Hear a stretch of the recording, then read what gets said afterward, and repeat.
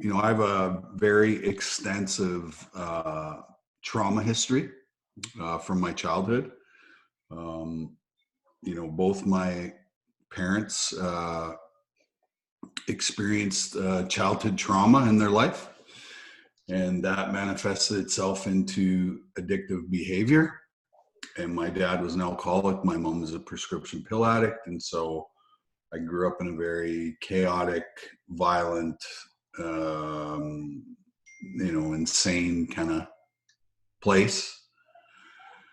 And then as a phenom hockey player as a kid, I ran into a coach who raped me 150 times over a 2.5-year period, which then led to my own issues with mental health and addictions. And then, I played 15 years in the NHL, the National Hockey League, and had an amazing career. 2003, I got kicked out of the NHL because I couldn't stop drinking, couldn't stop doing drugs, and my behavior was completely out of control. And September 18th, 2005, I got sober, and I've been sober ever since, so about 14 years. And that was really, I think, the day that I started on a path of healing and self-discovery and, all these things. And then 2009, I wrote my autobiography called Playing with Fire, which was an instant success, which then started me traveling all across Canada, sharing my story. And really what happened was I got completely run over by people everywhere I went. 5, 10, 15, 20 people were coming up at every book signing saying, "Hey man, I read your book. You told my story. Me too."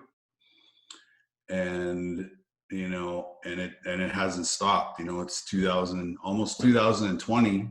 And basically, I've done probably 800 speeches in the last 10 years, and, work extensively in the field of trauma.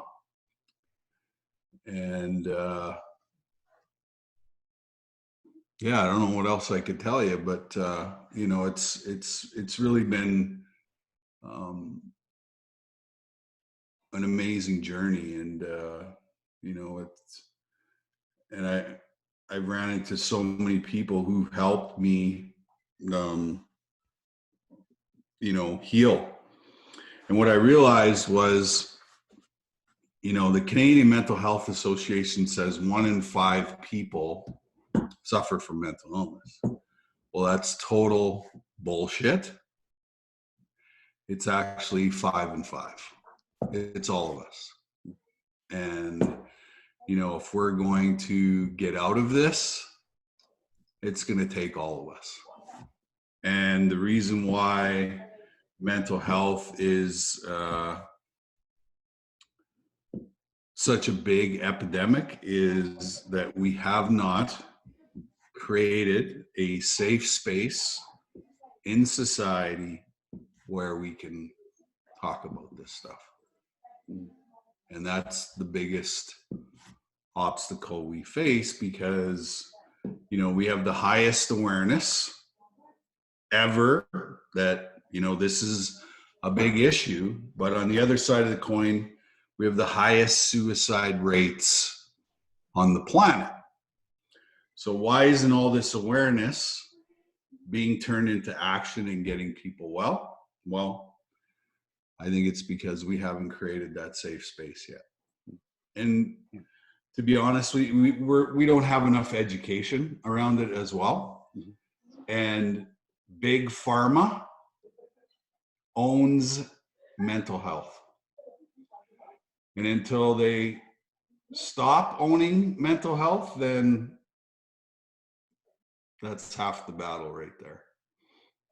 And what I've discovered is there is a pretty cool holistic approach to, you know, whatever you want to call it, mental illness, wellness, you know, whatever it is.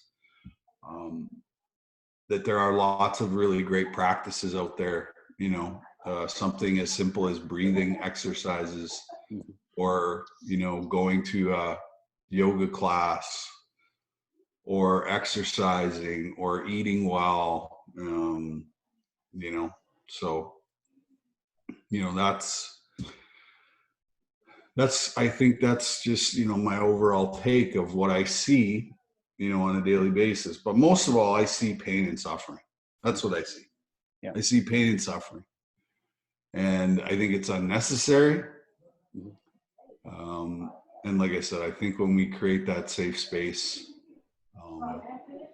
you know, we'll have a major breakthrough when that happens. Yeah. Fantastic. I mean, Theo, so much richness to your story and your experiences there, and some really insightful experiences and perspective there as well. I think it's fantastic what you shared there. I'm just going to ask you a few questions really around. I guess it's drawing from you. What would you say are the key things that have, despite those awful challenges from childhood through to even fairly recent years, what would you say that were the key things that kept you going, and helped you to still create some fantastic successes? Well, obviously hockey was my happy place. So no matter what was happening off the, as you guys say in the UK, off the pitch, you know, when I was on the pitch, you know, nothing mattered, you know. I was able to focus, I was able to create, you know, and really enjoy, you know, what I was doing. The big problem was when I wasn't on the ice, you know, the unmanageability of my thoughts and my feelings and you know, all that, you know, emotional pain and suffering, you know, I used drugs and alcohol and food and sex and gambling and, you know, you name it, as a coping mechanism. Yeah. But as we all know, you know, your addiction never gets better. It gets worse and worse and worse and worse. And, you know, 16 years ago, I had a fully loaded pistol in my mouth, ready to pull the trigger and end my life. Not because I wanted to die, but I was completely exhausted from living in emotional pain and suffering. Yeah. And pretty much tried everything on the planet to get rid of it. And it wasn't until, you know, like I said, I wrote that book in 2009 and realized that not only was I not alone and not in the minority, I was actually in the majority of people who, you know, suffer from some sort of, you know, whatever it is, whatever label you want to put on it. Yes, very good. And you know, what's really helped me is, you know, helping is healing, right? Yeah. And the more people I've helped, you know, the better, you know, the better I've gotten in my own life. And so, you know, I always tell people that, you know, you can't do this alone. You cannot do this alone. I tried it. It's and you know, to find that one safe person, you know, who you can, you know, sort of spill the beans and you know, talk about it, because you know, we have this wonderful saying, you're only as sick as your secrets. And you know, that was That was my story, right? That's a I good was one. carrying a secret around for a long time, and I was sick physically, emotionally, spiritually sick. And, I had to go and repair those three things, Yeah. In my life. And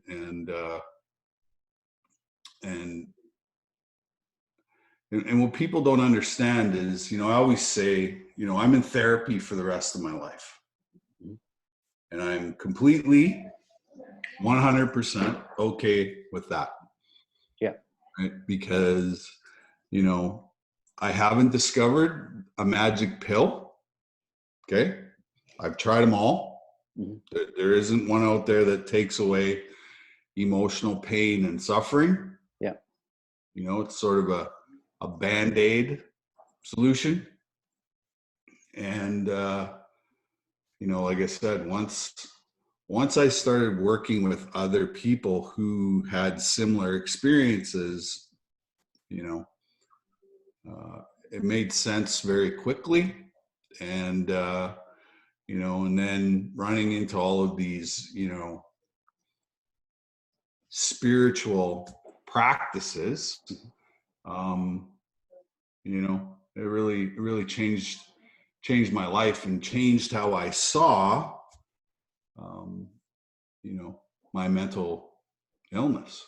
Yeah. And that there is a solution, to the problem. Yeah. Fantastic. So there's a couple of really great pieces of advice you shared there, Theo. Well, I wouldn't know where to start really, to pick a few that, highlighting that addiction can only get worse, particularly if not, treated properly and dealt with. Therapy being, a requirement forever, and it not being a bad thing, right? Oh. Absolutely no magic pills. We can trust you. You've tried them all. Yeah. You can't do this alone. That's a big one for me as well, from my own personal experiences with some of this stuff. And then another one was, I think I've pulled out here, was I'm just going through my notes, was when you talked about how great it was when you started being around other people that had been through similar challenges. Could I ask how you found them? Was that like a support group, or how did that come about? Well, right after, I wrote the book, I went on a book tour. Yeah. Okay. So, every book signing, people were coming up to me and, sharing their whatever experience was, Mm-hmm. And then shortly after the book tour, I started speaking. Mm-hmm. Right. Mm-hmm. And, that put me in lots of rooms with lots of people who, had something, something going on in their life. Yeah. And, what I was really good at was taking all this scientific, knowledge and labels and all this, and really, putting it in a nice, in an easy way for people to understand. Right. Yeah. And, and another thing, the reason why we have a difficult time in this space, in this subject, is, we connect mental health and addiction. Okay. We connect the two, right? Mm-hmm. Because any type of emotional pain and suffering is mental illness, right? And so we use addictions as a way of coping, with the mental illness. But what we don't talk about is we don't talk about the trauma. And that's, that's a huge piece in all of this. And it's very easy for me now to stand up in front of, thousands of people and say, hey, I was raped 150 times by my coach. Because I know that there's probably 4 or 5 people in my audience who, experience the same thing. And it gives them, it creates that, that safe space, right? And, which I call vulnerability. Yeah. Right? Is vulnerability creates safety. And then once you have safety, that's when the magic of healing happens, right? Yeah. But, Yeah. you know, we live in a crazy world where,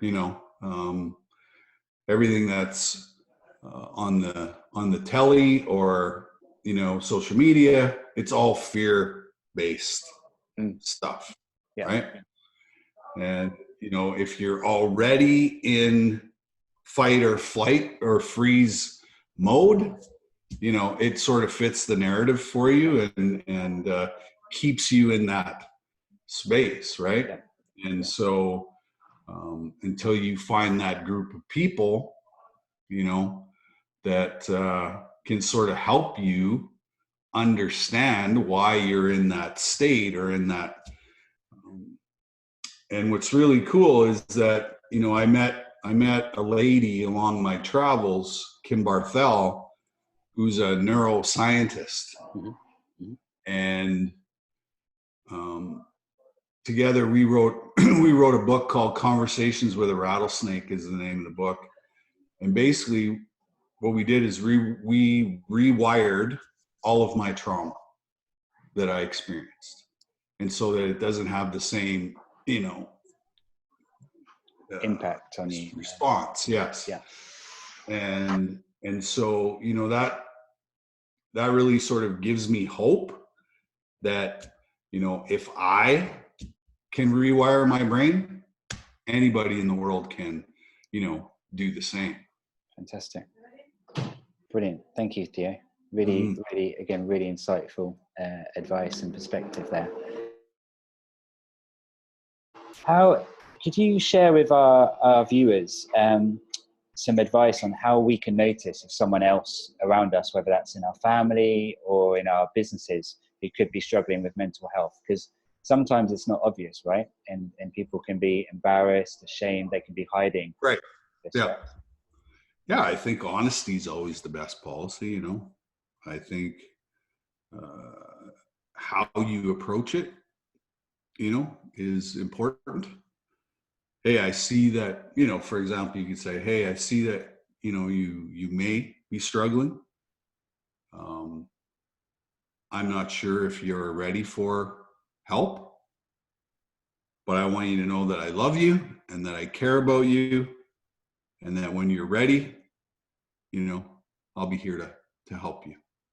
Right. And that's all you can do, because the most frequent question I get asked is, I have a son, I have a daughter, I have a niece, I have a nephew, I have a granddaughter, grandson who's going down the wrong path, and I don't know what to do. So I email them back. Does this particular person in your life want help? Because if they don't want help, there is nothing you can do to help them. And the only thing you can do is take care of you. At the end of the day, that's it. Yeah. Right? Have to agree with you on that, Theo. Absolutely. And what about if you had someone around you, someone close to you, someone you were working with, and you suspected that they had some mental health, something going on? What would be the cues? What sort of things have you seen in other people that have indicated that there's something going on that they might need some help for? Was there anything visual? Well, I think all you got to do is look at somebody's behavior to know, right? If you have a coworker who's always been,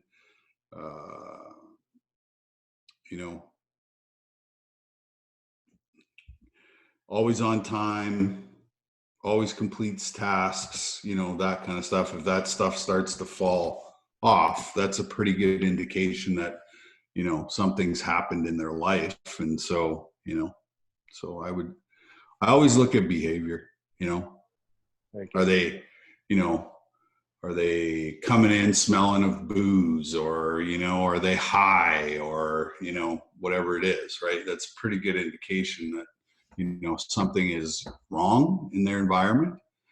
And then I would just approach it like everything else. Hey, I see that you're struggling. you know, is there anything I can do to help? And if they say no, then, you know, can't help somebody that doesn't want to help, unfortunately. Yeah, right?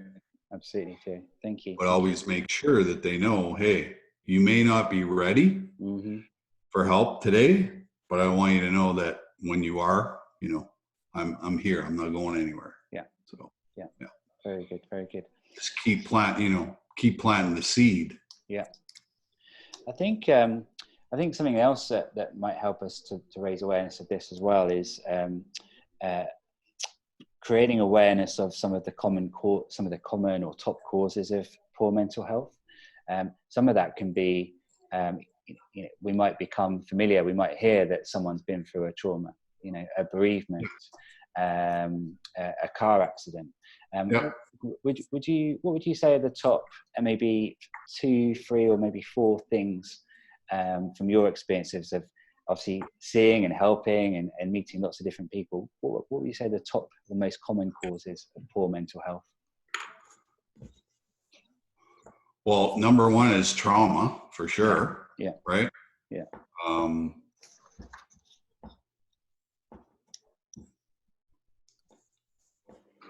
And then, it's a very good question. I have to think about it for a second. Thank you. Take your time. Yeah.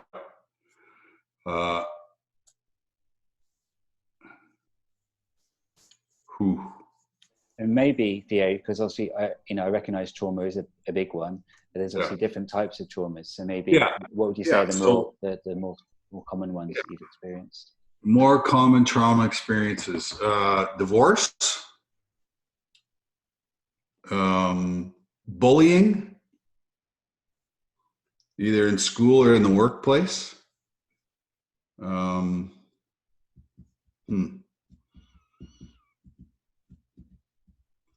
then I think spiritual trauma's got to be right up there too, Could you explain that a bit more for our audience, please, by spiritual trauma? Well, it's funny when I work with, addicts and alcoholics and stuff, one of the first questions I always ask them is I say, where are you at with spirituality? Because it's always the last thing in the equation that we leave out because we're pissed off at, God, right? That's a huge trigger for a lot of people when we say the word God. And then I say to them, well, spirituality really has nothing to do with God. I said it's more about relationship, the relationship you have with yourself first. And, then I always say, if I have a good relationship with myself, guess what? All my other relationships will be the same. Right. Yeah. But because of my trauma history and my trauma experience, I don't feel very good about myself. Right. I don't feel good enough. I don't feel lovable. These type of things. And so, until I have a relationship with myself, and if I don't love myself, guess what? I can't be in a relationship with somebody else and love them, right? So that's why we have 60% divorce rate on the planet, because we have a whole bunch of people, walking around who don't feel good enough, who don't feel lovable because of their, childhood traumatic experience, right? And I'm 51 years old, and I grew up in a very tough love era, right? And so, a lot of that trauma that I experienced was from, right, where my parents were so traumatized because of their experience with their parents that they didn't have the tools or the skills to parent me. Right. And so, that vicious cycle continues. And so, for me, spirituality can be absolutely anything. It's your choice. You get to pick whatever it is. And, I think, a simple, and there's lots of incredible study out right now about meditation and how meditation actually can, rewire the brain. And, people are like, well, how do I find a meditation? Well, every single cell phone has this really cool app on it called YouTube. And if you go to the search engine and you punch in meditation, there's like, I don't know, 50 million different kinds of meditation. And you just pick the one, put on a set of headphones, find a quiet space and go through a guided meditation. And at the end of it, you feel incredible. And to me, anything that you do that looks after your emotional and spiritual well-being is spirituality, right? Yeah. And to me, spirituality is all about relationship, right? That's what it is for me. Yeah. Because, organized religion, I don't know, right? So I always say to people, you get to pick your own GOD. You get to pick them, whatever that looks like to you, Yeah, some people like to go to church and some people, yeah, that's great. Whatever helps you. But for me, I don't understand the white bearded guy in the sky concept. I don't get that concept, right? And so because of that, I struggled for for a long time, with my spirituality. And it was, I found spirituality in the Indigenous people in Canada. And I started to, go to ceremony, right? And participate in ceremony. And, my life went to another level, went to another dimension. And, and what helped me is it helped me learn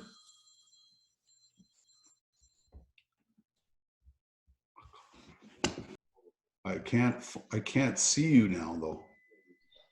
Weird. Ah, that's very strange. I can see you. Yeah. We've got audio, so we'll carry on if that's okay. Sure. What would you say is your greatest obstacle when trying to help others with their mental health? What number one thing gets in the way of helping more people?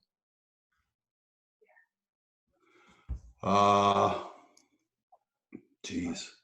I I would say people who aren't ready for help is probably the biggest obstacle, right?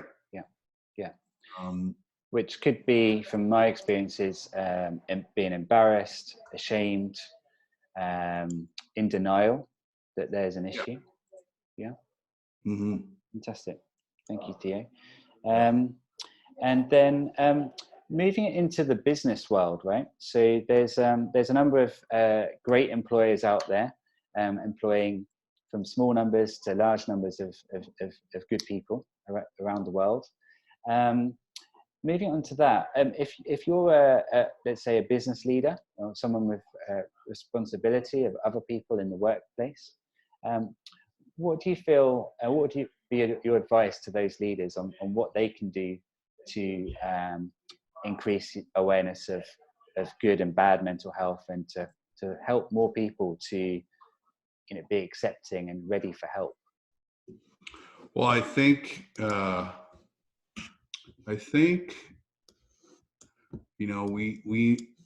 we need to change leadership.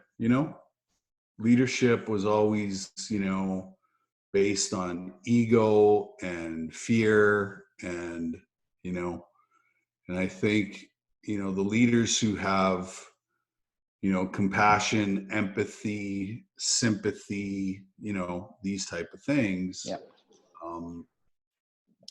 Those are I think those are the leaders now that get the best results. Yeah. That they have a clear understanding that Um, if you want people to perform at high levels, you better have a support system in place for when they crash and burn, because people are just going to crash and burn. It's just, the nature of competing, right? Every day, right? So, and everybody's built different, right? Everybody has different chemistry, and so you always need to have those supports in place, and that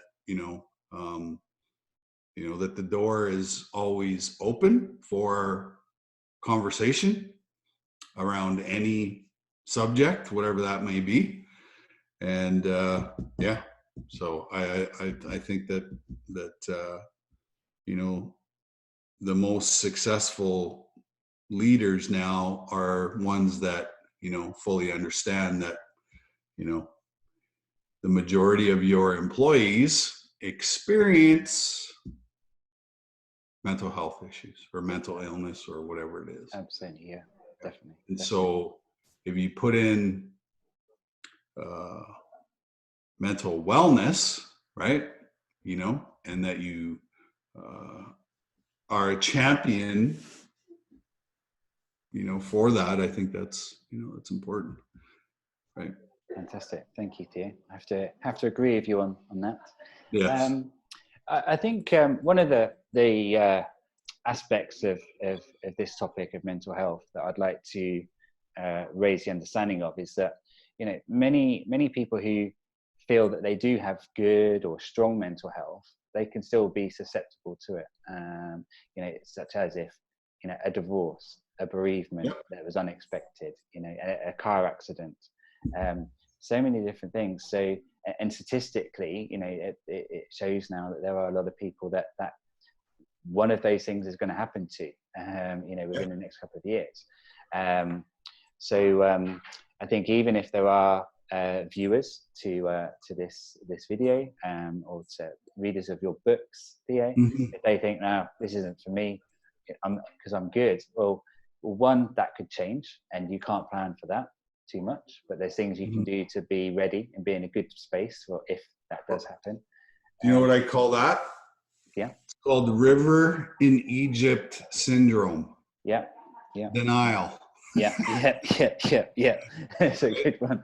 The River in Egypt syndrome. I like it. And I say because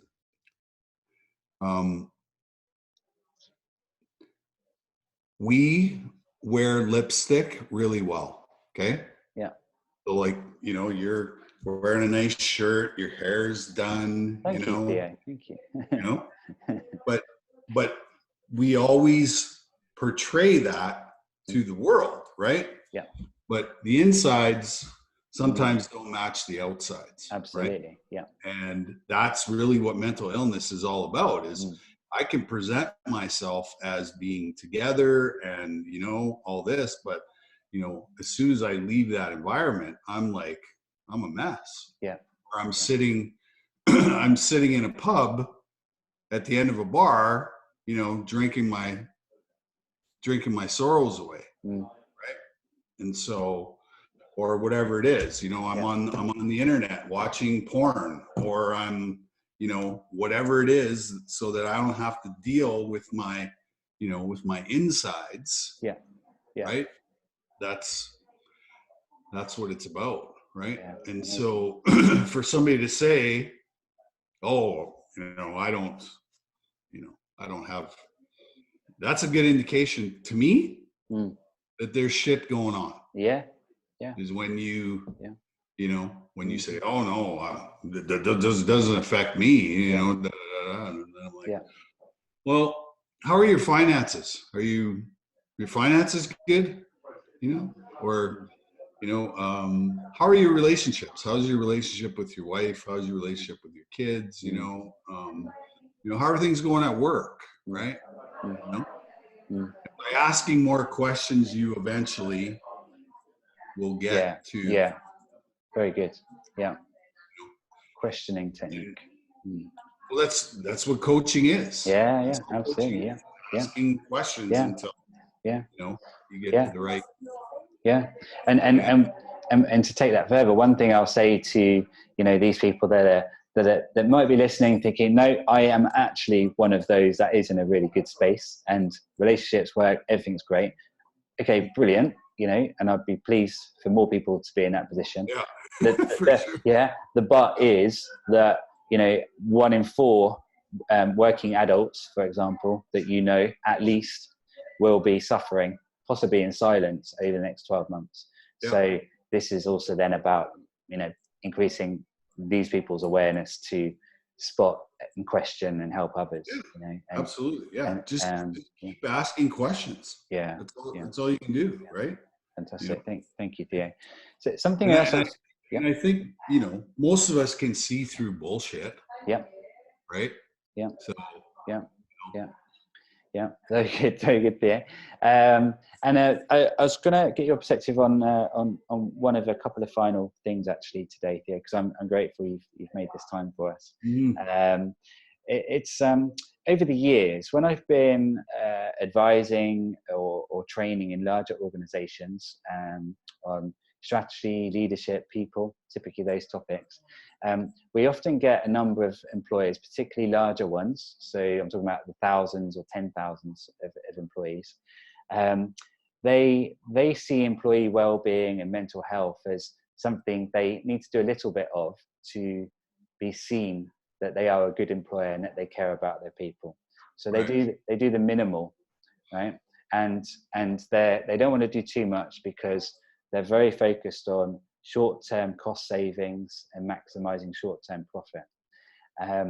Now, as you and I both know, Theo, in recent years, we've been blessed with some great studies and surveys that have shown actually people with or companies with great employee well-being, genuinely good, thorough employee well-being, they're actually being more productive than those that have been. Yeah.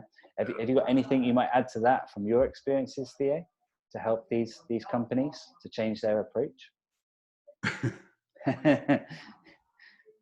Well, you can swear in your answer to this one as well. When things go sideways, right, in a company, everybody pulls apart from, the goal. Yeah. Right. And if you don't bring all those people back together, working together as one, yeah, the production level is going to go, yeah, way down. Yeah. And so, any kind of, program that helps your employees be more focused, feel like they belong, right? Of course you're gonna, what's funny is, sports, sports at a professional level is 5% ability. So 5% is talent and 95% is mental, right? Which is kind of a shocking thing. But, the teams that are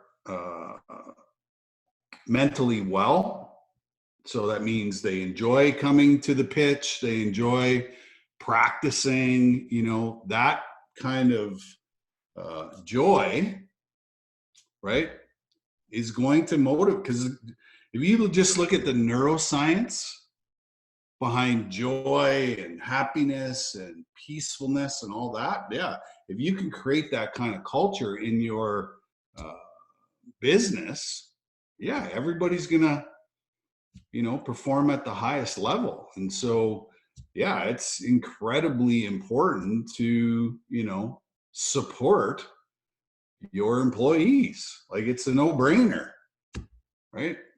Oh, absolutely. And now we've got the productivity growth statistics that show that, you know, that this stuff can work as well. So even those that are motivated or greedy for maximizing because profits. you know, I came from that military system, right? You know, but that no longer works anymore. And so, you know, there's a new way of thinking, there's a new way of motivating, there's new ways, and the companies that get this are the companies that, you know, are going to perform at the highest level, because you can't yell at people anymore, you can't scream at people anymore. You know, you have to be very compassionate, you know, as a leader to, you know, get the best out of them, because, you know, a lot of people, you know, under that type of leadership are just gonna, you know, they're gonna fold, right? Absolutely. And I love the example of sports there as well. I just feel that in the business world, we can draw much more inspiration from sports. If you look at all the top sports athletes, your favorite sports teams, you know, it's so much more behind the scenes than the players you see on the field. Yeah. You know, you've got the physical fitness coaches, you've got the mental psychologists, you know, you've got therapists, you've got nutritionists, and you've got all these other kind of niche expertise that's been moving into sports, probably more so for the last 10, 15 years or so, that sports science side. And I think absolutely, you know, in life and in business, you know, like you might have a personal fitness trainer. You know, you go to your local gym for some training programs, you should have a mental fitness trainer as well. You know, or some form of education around it, you know. Absolutely, for sure. So I do think businesses can learn a lot from their favorite sports, should we say.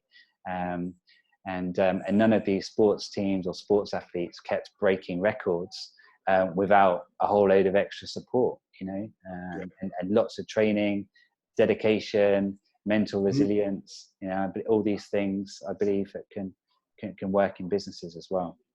For sure. Well, it all comes down to the three things. Body, mind, soul.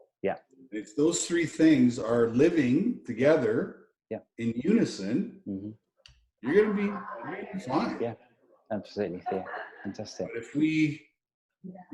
if we only work on, you know, one thing, you know, the other two things, you know, so and you have to work on all three. Absolutely. Right? All at the same time. Right? You can't skip, you can't, you know. And you know, I believe less is more. Less is more. 100%. Right? And as long as you're doing something every single day to nourish these three things, I would say your mood or mental state will improve exponentially in a very short period of time. It doesn't take a whole lot of, you know, work to improve, you know, like absolutely. A 10-minute walk. Amazing. A 5-minute mindful meditation. Amazing. You know, stay away from processed food. Guess what? Your life is going to change. Your mood is going to change. Right? So it's you know, less is more.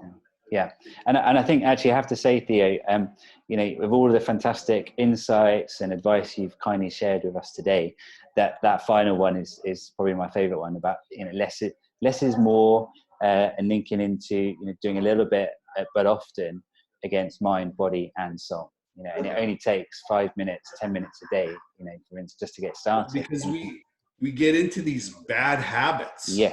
Right? And so, you know, I always say there's always a reason for the behavior. And that behavior is learned behavior. So if it can be learned, we can unlearn it and put in new practices that are going to help us. And so, you know, if we say, I'm going to spend a half an hour on my well-being every day for the next 7 days, and then see what happens at the end of the 7 days. We're breaking the old patterns and the old habits, and we're getting into a new routine where we're actually looking after ourselves, having a relationship with ourselves, you know, all of these things. And so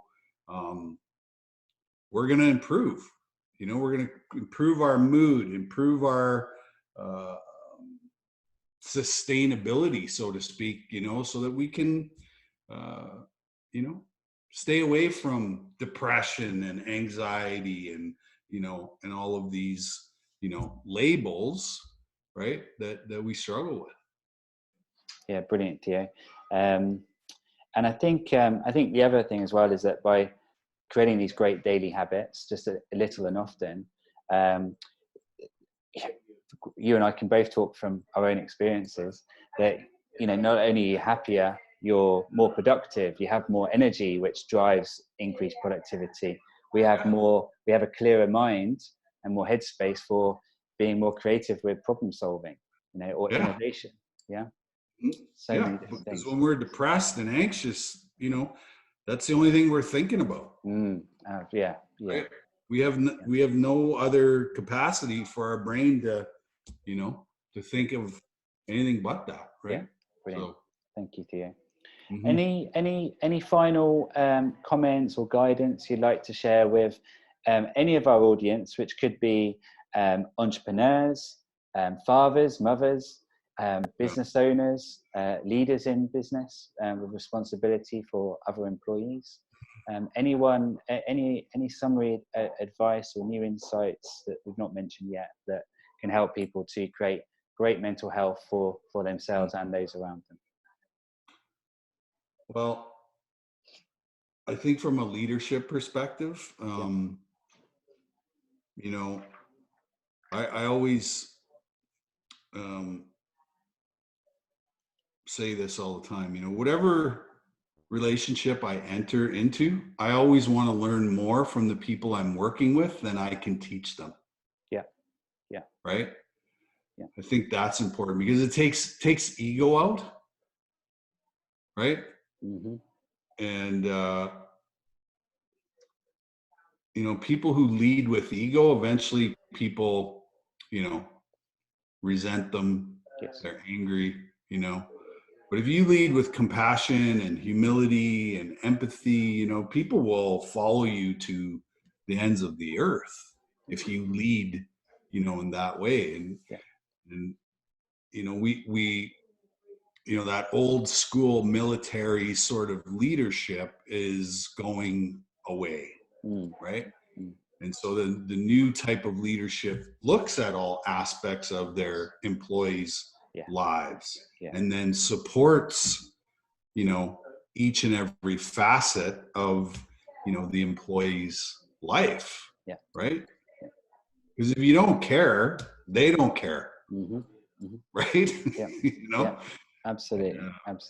I always say, if you, you know, first of all, you got to look after yourself, mind, body, soul. And then secondly, if you look after those around you, i.e. your team, your employees, your family, they will look after you. If you look after your employees, they will look after your customers. Look after your customers, they will look after you. They'll buy more. They'll come more often. They'll tell their friends, their family. For sure. That's what I always say. It doesn't matter what the product is. Yeah. It doesn't matter what the product is. If you're good at relationships, those people will buy. You know? So that's what sales is all about, is a relationship. It doesn't matter what. It could be any kind of product. It could be anything. Right? If you're good at relationships, people will buy.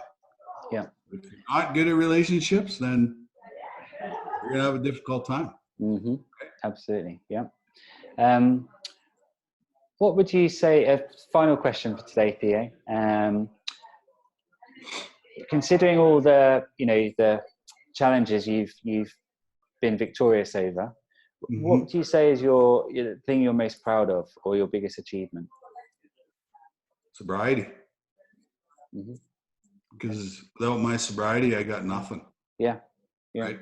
Mm-hmm. I don't have anything. Right? I always say that alcohol and drugs is like a solvent. Mm-hmm. When I put it in my body, things start to disappear. Yeah. Family, wives, jobs, houses, cars, everything disappears. Mm-hmm. Mm-hmm. And so if I don't drink and I don't do drugs, my life's pretty good. Yeah. You Well know? done. Well done. So Which means you're in a great place to help yeah, all these other fantastic people as well. absolutely. Yeah. For sure. Brilliant. And helping is healing. Yeah. Yeah. And the more people I've helped, the more I've healed myself. Yeah. Right? Yeah. I can relate to that too. Yeah. And like I said earlier, healing is forever. Mm-hmm. There is no end point. Yes. And part of the stigma that we face in mental health is that there is an ending point. No, there isn't. Mm-hmm. Mm-hmm. Like 2 or 3 sessions with a therapist is only the beginning. Yeah. Right? Yeah. It's a continuum for mm-hmm. the rest of your life is healing. Yeah. And that's part of the stigma, that people can't accept that there's something wrong with me, mm-hmm. and it's going to take the rest of my life to come up with whatever. Yeah. That's why I say less is more. Yeah. Right? Yeah. What are we awake for 12, 16 hours of the day? Mm. We can't find a half an hour in those 16 hours to do something for ourselves. Yeah. Yeah. Yeah. Yeah. Right? Brilliant. But I guarantee you, the more that you do that stuff, that half an hour becomes 45 minutes, and an hour, mm-hmm. and 2 hours, and 3 hours, right? Yeah. Yeah. Meanwhile, because as we develop a relationship with ourselves, and we start to like ourselves and mm-hmm. enjoy being by ourselves, then that's going to increase. With this is it. Our productivity, our happiness, our successes are just going to go up and up. And don't look at it as a burden. I always look at it, wow, the universe is telling me that there's something wrong here. Yeah. And that I need to, do something to, improve the quality of my life. Yeah. Right? Yeah. And I look back at my own personal life and I see, my parents were a gift. My abuser was a gift. Because without those experiences, I'm not talking to you today. Yeah. Right? Yeah. So I had to embrace the most difficult things in my life and look at them in a way more positive way instead of, I'm a victim. Yeah. Right? Mm-hmm. And I had to get through that. But I needed to understand. But I had to also have other people around me to give me different perspectives on those things that happened. Yeah. Yeah. Yeah. Thank you, Theo. Mm-hmm. Well, thank you from myself and on behalf of our audience, and for amazing insights. You've been very generous with your time and your thoughts, Theo. We are going to make it available where we post our video, access to your website, where people want to have a closer look and reach out to you, and also to possibly purchase your best-selling books. Yes, great. Which are worth a buy, not just because they've got awesome titles, but there's some fantastic substance behind them. Yes, for sure. So thank you very much, Theo. All right, bud. Thank you.